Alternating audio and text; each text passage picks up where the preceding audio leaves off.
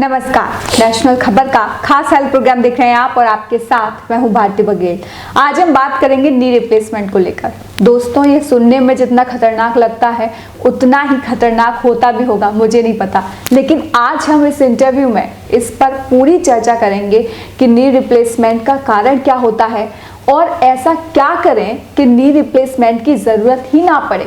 और knee replacement को लेकर कुछ ऐसी बातें भी जानेंगे जो आपने शायद नहीं सुनी होंगी, जो WHO कहता है। तो इन सभी पर विस्तार से चर्चा करने के लिए हमारे साथ वैज्ञानिक डॉक्टर एस कुमार मौजूद हैं। और वैज्ञानिक डॉक्टर एस कुमार से आप सभी बहुत अच्छे से वाकिफ हैं। इनकी देश भर में 55 से ज़्यादा शाखाएं हैं और जिनका दावा है कि भारत में 90% लोग बिना डायबिटीज़ की दवा और इंसुलिन ले रहे हैं। ना केवल डायबिटीज़ बल्कि हार्ट ब्लॉकेज और नी रिप्लेसमेंट जैसे मुद्दों पर भी उन्होंने कारगर इलाज किया है और लोगों को इसका फायदा मिला है। तो इस पर और जानेंगे हम वैज्ञानिक डॉक्टर एस कुमार से। तो सबसे पहले तो सर आपका बहुत बहुत स्वागत है नेशनल खबर में। और इसी के साथ मेरा पहला सवाल आपसे यही है कि नी रिप्लेसमेंट क्यों कराया जाता है, क्या कारण है? देखिए, बहुत किसी भी चीज़ को समझने के लिए हमारे माइंड को फ्री करना बहुत ज़रूरी है, क्योंकि हमारे दिमाग में इतनी सारी चीज़ें भरी पड़ी है और वो सही या गलत है जिसका हमें आभास नहीं होता। और चूँकि बहुत सारी जो चीज़ें हैं वो सुनी सुनाई होती है या इसमें होती, तो एक हमारा प्रीवियस माइंड में बन जाता है कि नहीं, जो हो रहा है वो सही हो रहा है। लेकिन क्या सही है या नहीं, ये आम आदमी को नहीं मालूम है। बिल्कुल। तो जो नी रिप्लेसमेंट की बात करी तो मैं एक छोटा सा वाकया मेरे लाइफ का मैं आपको बताना चाहूँगा। मैं बहुत ही शिक्षित फैमिली से हूँ। मेरे फादर जो है 51 की बात करूँ तो उस ज़माने में तो मैट्रिक या ग्रेजुएशन करना बड़ा मुश्किल होता था।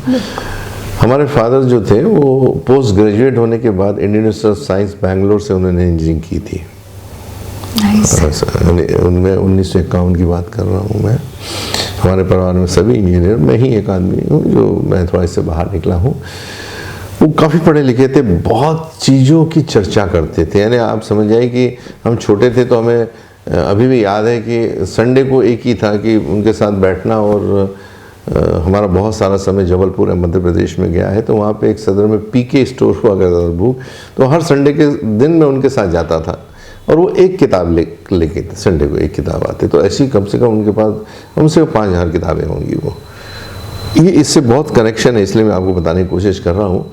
लेकिन जब वो रिटायर्ड हुए 1986 की बात है, हम लोग बॉम्बे शिफ्ट हो गए, तो उस समय उनके पैर में तकलीफें चालू हो गई, यानी जो घुटने का दर्द जो बोलते हैं। और इतना असहनीय पीड़ा होती थी उनको कि वो बोलते थे कि बस मुझे बस मार डालो। यानी अगर किसी की घुटने के दर्द हो, उनके दर्द हो, तो आप सो नहीं सकते रात को। तो और अनफॉर्चुनेटली 2000 में उनकी कार्डियक अरेस्ट से मौत हो गई। और वो दिन मेरे लिए बहुत ही चैलेंज का था और मेरा पूरी लाइन मेरी वहाँ से चेंज हो गई। ये बहुत कॉमन चीज़ है कि भारत में हर घर में घुटने का प्रॉब्लम पाया जाता है। तो वैसे ही हमारे घर में भी पाया गया। चूँकि हम फार्मास्यूटिकल लाइन से थे, हम हमारे फादर को हर डॉक्टर के पास लेके जाते, चाहे होम्योपैथ हो, नेचुरोपैथी हो, मालिश हो, और सबका यही कहना था कि इनको आपको नी रिप्लेसमेंट कराना है। और चूँकि फादर की उम्र हो गई थी, उन्होंने बोला नहीं बेटा, मैं नी रिप्लेसमेंट नहीं कराऊंगा। और बस वो वैसे ही सिलसिला चलता रहा और बाय डिफॉल्ट की मौत हो गई। लेकिन जिस समय हमारे हिंदू रिचुअल के हिसाब में स्मशान में जलाया जा रहा था, उस समय मुझे बड़ा दुख हुआ। एक इंसान जिसने मुझे जन्म दिया, इस लायक बनाया, दुनिया देखने के काबिल बनाया, एक दवाई के लाइन में होकर सारा डॉक्टर्स हमारी पहचान है, हमारी बॉम्बे हॉस्पिटल से लेके सारे ऑर्थोपेडिक से लेके, उनके लिए मैं कुछ नहीं कर पाया। ये मेरी ज़िंदगी की बहुत बड़ी क्या बोलें शिकस्त थी मेरे लिए। और उस दिन से मैंने स्टार्ट कर दिया कि there has to be some reason for osteoarthritis, घुटने के दर्द का। ऐसा नहीं कि इलाज नहीं हो सकता है। आज हम आपके स्टूडियो में आए हैं तो मुझे आपने मेरा इंटरव्यू लेना था, इसलिए मैं आया। रोज कोई ना कोई किसी की मौत होती, लेकिन हर कोई आदमी नहीं आता शमशान में। तो there has to be some reason, और रीज़न के पीछे चूँकि मैं शोध करता था, मैंने और डीप में जाने की कोशिश की। तो मुझे जब सारी चीज़ पे ध्यान दिया गया, एनवायरमेंटल पे ध्यान दिया गया, सारे प्रजाति पे ध्यान दिया, और जब जाके मेरा खान पान के ऊपर एक चीज़ बैठी, तो साउथ ईस्ट एशिया में अगर आप चाइना, जापान में, तो you will find not a single lady is suffering from osteoarthritis. घुटने का दर्द उनकी परिभाषा में है ही नहीं। कैसी विडंबना है, वो भी इंसान है, हम भी इंसान हैं। फिर वहाँ तो किसी को पैर का दर्द नहीं है, ऑस्टियोआर्थराइटिस नहीं है, कोई नी रिप्लेसमेंट नहीं है वहाँ पे, हमारे यहाँ क्यों हो रहा है? तो जाके जब पूरा सीन देखा गया तो हमें एक चीज़ पाई गई जो बहुत प्रचुर मात्रा में हमारे भारत में खाई जाती है, और वो है दूध, जिसकी किताब भी आपने लिखी है, जी दूध का यस वेल। उसके बाद में मैंने वो किताब लिखी कि भारत में दूध इसलिए दिया जाता है कि दूध से कैल्शियम मिलता है। सही है गलत है? धारणा तो यही धारणा है। ही है। लेकिन आपको जानकर बड़ा आश्चर्य होगा कि मिल्क कॉजेज द ऑस्टियोपोरोसिस, दूध से कैल्शियम कम होता है समझने की बात। वाकई में ये आश्चर्य कर देने वाली बात है। और भारत में सबसे ज्यादा दूध बिकता है, और ऑस्टियोपोरोसिस इज नंबर 1। मैं डिटेल में नहीं जाऊंगा। आज हर घर में घुटने का दर्द है, चाहे किसी की मिसेस हो, चाहे किसी की बहू हो, या किसी की नानी हो, सबको तकलीफ है। तो फिर जब दूध से जब कैल्शियम मिलता है तो फिर पैर का दर्द कैसे? बिल्कुल, सवाल तो बनता है। बराबर है। तो जो घुटने का दर्द और नी रिप्लेसमेंट की आप बात कर रही, इसका मेन कारण, मुझे दूध से कोई गले शिकवे नहीं है, क्योंकि चूंकि मैं दवाई के लाइन का बंदा हूँ। मैंने देखा कि जब हम कोई दवाइयाँ बनाते हैं तो उसमें 4 चीज़ें होती हैं, उसका एब्जॉर्प्शन, उसका एसिमिलेशन, इंटरैक्शन और एक्सक्रीशन। हम खाते कुछ है, उसका शरीर के अंदर बाहर कैसे निकल के क्या होता है। तो जो चीज़ हम सालों से ले रहे हैं उसके बारे में हम क्यों नहीं सोचा। तो जब हमने इसके डीप में गया तो हमें पता लगा कि बॉडी, इसको और समझने के लिए थोड़ा सा मुझे विस्तार में जाना पड़ेगा कि हमारी बॉडी जो भगवान ने दी है उसके साथ में गाइडलाइन दी है कि आपको क्या लेना क्या नहीं लेना चाहिए, लेकिन हमें रिकॉर्ड में दिखता नहीं है। तो बाय डिफ़ॉल्ट हमारी बॉडी जो है वो अल्कलाइन है, जो ब्लड पीएच होता है वो 7.4 होता है। तो अगर हमारी बॉडी इधर अल्कलाइन है तो हमें किसी चीज़ की तकलीफ नहीं होगी। लेकिन the food which you take in India is basically is a cultural food, emotional food, traditional, and we believe in the mass psychology, and 90% food which we are taking in India, they are all acidic. अगर acidic food आप खाएंगे तो आपका body से calcium loss होता है, क्योंकि आपका पीएच बैलेंस करना पड़ता है आपको। हमारे बॉडी के अंदर ये जो 4 प्रक्रिया मैंने बताई, इसको जो ये थ्योरी है ये एंजाइम से चलती है। जैसे आप नीचे से हम आपके यहाँ आते हैं तो हमने देखा पहले स्टेयरकेस थी, बाद में हमने लिफ्ट ली और आपके यहाँ तक आए, तो वो जो कनेक्टिविटी है उसको एंजाइम बोलेंगे हम। अगर वो नहीं है तो हम ऊपर नहीं आ सकते। तो ये जो एंजाइम वो हमारे बॉडी के अंदर 75,000 से ज़्यादा है, और दे आर पीएच सेंसिटिव और टेम्परेचर सेंसिटिव। तो टेम्परेचर तो 98.5 सबका कॉमन है, वो कभी चेंज नहीं होगा, पूरे वर्ल्ड में चले जाइए कहीं पे। लेकिन जो एसिड और अल्कली का कंसेप्ट है ये आपका डाइट के ऊपर चेंज करता है। तो ये 90% डाइट हमारी एसिडिक है। तो अगर हम दूध लेते हैं, या हम रेगुलर कोई आयोडाइज साल्ट लेते हैं, या हम नॉनवेज खाते हैं, या हम और कोई भी एसिडिक चीज़ खाते हैं, तो ये आपका बॉडी से कैल्शियम लॉस करता है, जिसको हम लोग ऑस्टियोपोरोसिस बोलते हैं। और लेडीज़ में स्पेशली मेनोपास के बाद और आपका कैल्शियम लॉस होता है। तो वो होने के बाद होता है कि जब हड्डियाँ आपकी कमज़ोर हो जाए, उसमें से कैल्शियम निकल जाए, तो आपकी हड्डियाँ ऐसी सप्रेस होगी, उसको इलास्टिसिटी उसकी बहुत ज़्यादा हो जाएगी, तो दबेगा। तो ये दोनों के बीच का जो आप हमें देख रहे हैं, ये बेसिकली ये फ्रैक्शन होने लगता है, दब गया तो फ्रैक्शन। और इसके बीच में अगर जब तक फ्रैक्शन नहीं हटेगा तब तक इसका रिप्लेसमेंट होना बाकी होता है। तो हम मोटी भाषा में अगर हम बात करें तो एक छोटा सा मॉडल में दिखाना चाहूँगा कि ये देखिए यहाँ पे जो है ये दोनों गद्दी लगी है, इसको हम लोग कार्टिलेज बोलते हैं, और ये ऐसी इस टाइप से ये चलती देखिएगा है। तो अगर ये कट जाए तो ये दोनों हड्डियाँ एक दूसरे से टकराएंगी, तो उसको हम लोग घर्षण बोलेंगे, और घर्षण बोले तो आपको दर्द होगा। और इसी चीज़ को हम लोग अगर लेमैन की लैंग्वेज में पकड़ें तो ये दो लोहे के टुकड़े हैं, उसके बीच में हमने वॉशर डाल दिया, तो आपकी टर्मिनोलॉजी बदल गई। वहाँ पे हमने वॉशर बोला, यहाँ पे हमने कार्टिलेज बोला। तो इसका मतलब ये होता है कि ये कार्टिलेज जब तक अगर ख़त्म होगी तो उसके लिए एक ही चीज़ है कि आपको ऑपरेशन कराइए, कि फ्रैक्शन जाना चाहिए। जब ऑपरेशन कराते हैं तो बेसिकली ये दोनों का घर्षण जाने के लिए बीच में से एक तरह के आर्टिफिशियली वो लगा दिए जाते हैं, चाहे वो फाइबर के हों या स्टील के। घर्षण उस समय भी होता है, लेकिन आपकी जो टिश्यूज़ जो हैं वो आपके डेड हैं, तो सेंसेशन नहीं होता है आपको। लेकिन अगर ये फिर से ये कार्टिलेज रीफॉर्म हो गई तो फिर आपका फ्रैक्शन चला जाएगा। लेकिन मेडिकल फील्ड का ये मानना है कि ये कार्टिलेज कभी बनती नहीं है, लेकिन बॉडी की सेल्फ हीलिंग प्रोसेस है। अगर उसको सपोर्ट सिस्टम दिया जाए तो ये फिर से बनती है, जिसके कारण इसको आराम से रोका जा सकता है।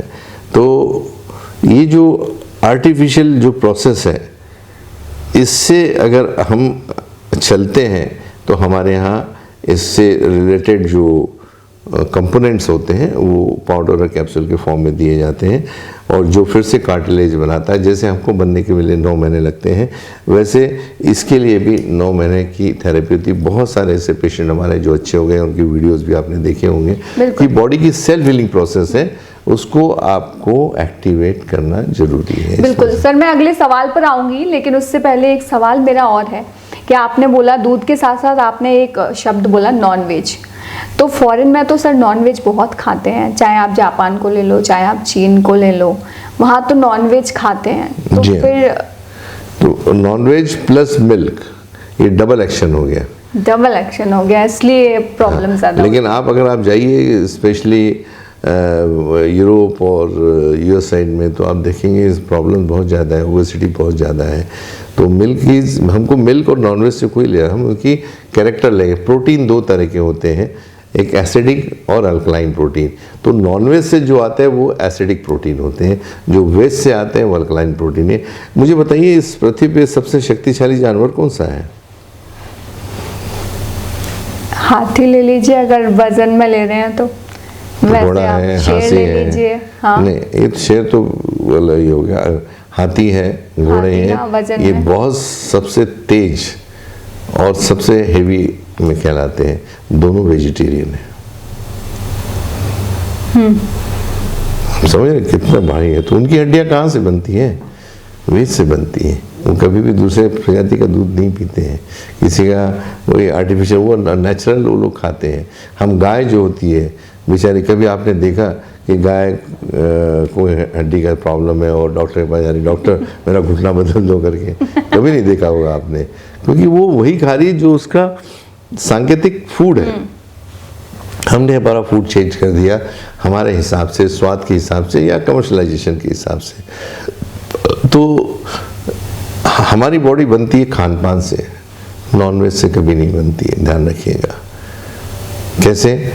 एक जो मदर होती है वो she takes around 3 kg of food in a day. 3 kilo food वो एक दिन में खाती है। इसको अगर 9 महीने से अगर आप कैलकुलेट करते हैं तो ये 810 किलो होता है। जब बच्चे का जन्म होता है तो उसका जो वेट होता है 3 kg होता है। अभी अगर प्रोपोर्शनलिटी आप मैथमेटिक्स की बात करें तो 99.8% is excreted through the faecal and urinary system which is not required for the formation of the body. 0.2% body से आके रक्त में आया, प्लेसेंटा से आया और हमारी बॉडी फॉर्म हुई। उसी में हमारा कार्टिलेज बनी, उसी में हमारी हड्डी बनी, उसी में सारे ऑर्गन्स बने। तो ये साबित हो रहा है कि हमारी बॉडी खान पान से बनी है। तो हम किससे ठीक होंगे? खान पान से ठीक होंगे, दवाइयों से ठीक नहीं होंगे, क्योंकि ये भी कोई बीमारी नहीं है। हम बीमारी की कैटेगरी में डाल देते हैं। ये over the period of time, जैसे हमारी बॉडी जंग खाती है, तो ये भी हमारी बॉडी कहीं ना कहीं उसको जंग लग रहा है कि जो चीज़ हमें चाहिए वो हम नहीं ले रहे हैं और दूसरी ले रहे हैं। तो इसके लिए आपको है कि एसिडिक चीज़ से आपको टोटली बदलना है। हमारे फादर दूध काफ़ी पीते थे, समझे? तो हम लोग ने हमारी बॉडी के ऊपर हम कभी ध्यान नहीं देते, चाहे हम नासा पे पहुंच गए हो, चाहे कहीं भी पहुंच गए हो, लेकिन जब हमारी बॉडी की बात आती है तो हम हमारे शरीर के कार्य प्रणाली और उसके सब फंक्शन से अनभिज्ञ रहते हैं। जैसे मैंने अपने फादर की बात की, क्या ये नॉलेज किसी के लिए कोई भी ले सकता था, लेकिन जब हमारे बॉडी की बात आती है तो हम अनभिज्ञ होते हैं। लेकिन दूसरा कहाँ हो रहा है हमें सब मालूम है, चंद्रमा पे कौन सा यान कहाँ गया हमें मालूम है, लेकिन बॉडी के अंदर हम जो चीज़ खा रहे हैं उससे हमारे शरीर पे क्या विपरीत चीज़ें हो रही हैं ये हमें नहीं मालूम है। बिल्कुल सर, बाकी सवालों के जवाब भी फटाफट ले लेते हैं। तो मेरा अगला सवाल सर आपसे यही है कि क्या ऐसा करें कि नी रिप्लेसमेंट की स्थिति आए ही ना? देखिए, उसके लिए सबसे तो चीज़ें एसिडिक चीज़ आपको छोड़ना है, जिसमें चाय कॉफ़ी आपको बिल्कुल कम करना है। बाद में दूध, दही, छाछ, पनीर, जिसको कैल्शियम का स्रोत लेके आप लोग लेते हैं, उसे नहीं लेना चाहिए। घी और मक्खन जरूर खाएं, हरी सब्जियां खाएं, और हरी सब्जियों में 2-3 चीज़ मैं आपको बताऊंगा। जो ड्रम स्टिक होती है, जिसको सहज बोलते हैं, तो उसकी सब्जियां रेगुलर खाना चाहिए, जिसको मोरिंगा बोलते हैं। उसके पत्ते, उसके फूल, उसकी जो ड्रम स्टिक होती है उसको एक कुकर में लगा के उसका स्मैश कर लें और डेली इसका असर, तो आपको the highest calcium is found in the moringa. तीसरा है सफ़ेद तिल, ये भी बहुत अच्छा कैल्शियम का स्रोत है जो रेगुलर खाने में आना चाहिए। सफ़ेद तिल हो गया, और एक होता है रागी, एक छोटे छोटे लाल करके दाने होते हैं, रागी सबको मालूम है। इस रागी की रोटी, ये कैल्शियम के सबसे ज़्यादा स्रोत हैं। खाने में रोज़ इनका इस्तेमाल इन्होंने करना चाहिए आप लोगों ने, जिनको तकलीफ है या नहीं भी है तो उसको रिटेन करने के लिए उन्होंने लेना चाहिए। तीसरा जो है आपका जो मेडिटेशन है, योगा है, एक्सरसाइज है, ये तो बहुत ज़रूरी है। ये शरीर का अनिवार्य पार्ट है, इन्होंने ज़रूर उसका इस्तेमाल करना चाहिए। तो इससे ज़रूर, अगर आपकी हड्डियाँ बराबर हैं तो मुझे नहीं लगता कि किसी को इसके प्रॉब्लम है। और जब हमारे पास कोई पेशेंट आता है तो सिर्फ पैर की ही हड्डियाँ नहीं होती हैं, हर 2 हड्डियों के बीच का जो गैप होता है, वो उसको स्पोंडिलोलिसिस की बात करें, हिप रिप्लेसमेंट की बात करें, या वर्टेब्रल C3 C4 के बीच की आप करें, इसका मुख्य कारण कैल्शियम लॉस है, जिससे ऑस्टियोपोरोसिस बोला जाता है। बिल्कुल सर, एक सवाल और मेरा आपसे है सर कि जिन लोगों को डॉक्टर्स ने नी रिप्लेसमेंट के लिए बोला होता है, उनके लिए आप क्या कहेंगे? देखिए, मानसिकता को बदलना बहुत मुश्किल है, लेकिन जहाँ रियली में ज़रूरत है, बहुत ज़्यादा ख़राब हो गए और समय नहीं है, तो उन्होंने ज़रूर ऑपरेशन कराना चाहिए, कोई इशू नहीं है। लेकिन जहाँ ऑपरेशन के बारे में कहीं प्रॉब्लम है या एज ओल्ड है, जहाँ पे ऑपरेशन नहीं करा सकते हैं, या हमारी थेरेपी उन लोगों के लिए एकदम है, चाहे हार्ट की बात हो, चाहे नी रिप्लेसमेंट की बात हो, ये उन लोगों के लिए बहुत अच्छा है जो लोग एज ओल्ड हैं, जो बहुत ज़्यादा उम्र हो गई, जहाँ ऑपरेशन करना बड़ा डिफ़िकल्ट है, जिसमें कॉस्ट बहुत ज़्यादा इन्वॉल्व होती है, इकोनॉमिक ये होता है, इसमें कोई हॉस्पिटलाइजेशन की ज़रूरत नहीं होती है, तो ये लोग हमारे पास आके ले सकते हैं। अदरवाइज़ वैसे तो ऑप्शन हर का अपना ओपन है, वो ऑपरेशन कराना चाहे तो आप और हम कुछ नहीं कर सकते, उनको ऑपरेशन कराना चाहिए। लेकिन उन लोगों ने कराना चाहिए जो ऑपरेशन के अयोग्य है उनकी बॉडी। तो हमारा एक स्लोगन हमेशा बोलते हैं, take a last chance before surgery, चाहे वो हार्ट की बात हो, ब्लॉकेजेस की बात हो, या नी रिप्लेसमेंट की बात हो, एक बार आके ज़रूर मिलें, समझें और करके देखें। इसमें अगर वो सही हमारे प्रोटोकॉल के हिसाब से काम करते हैं, जो हम लोग गाइडलाइन देते हैं उसमें करते हैं, उनको 100% इसमें आराम मिलता है। बिल्कुल, मेरा आखिरी सवाल आपके प्रोटोकॉल को लेकर ही है कि आपके हिसाब से इसका इलाज क्या है? इलाज का जैसे मैंने अभी बताया कि तो डाइट आपको चेंज करना है, और इसका जो सपोर्ट सिस्टम होता है, क्योंकि हड्डियों का डाक हड्डी से ही लगेगा, सोने का हाथ सोने से लगेगा, तो इसके जो रिलेटेड है कार्टिलेज, इसमें जो ग्लूकोसामिन एक कंटेंट होता है, इसमें एंटीऑक्सीडेंट्स होते हैं, इसमें विटामिन D3 होता है, इसके अंदर एक पेप्टाइड्स जो होते हैं, अमाइनो एसिड्स होते हैं, इनका एक सामूहिक रूप से इनको दिया जाता है सुबह शाम दोपहर। कुछ एंटी इन्फ्लेमेटरी हर्बल्स होते हैं। इसका एक कंबाइन एक पैकेज होता है बॉडी के नीड के हिसाब से, और उससे पेशेंट बिल्कुल ठीक होते हैं। उनको हर 15 दिन हमारे पास आना पड़ता है, और रिपोर्ट के बाद में चूँकि कुछ दिन के बाद झिल्ली जब बन जाती है तो नेचुरली पेशेंट चलने लगता है, दर्द खत्म हो जाता है। तो इसमें एक ही सेम मुद्दा देखिए कि घुटने का दर्द क्यों होता है, वो है फ्रैक्शन। अगर फ्रैक्शन जब तक नहीं जाएगा तब तक आपका नी का प्रॉब्लम रहेगा। ऑपरेशन करेंगे तो भी उसमें घर्षण होता है, लेकिन चूंकि आपकी जो कोशिकाएं हैं वो डेड हो चुकी होती है, आपका उसका सेंसेशन नहीं होता है।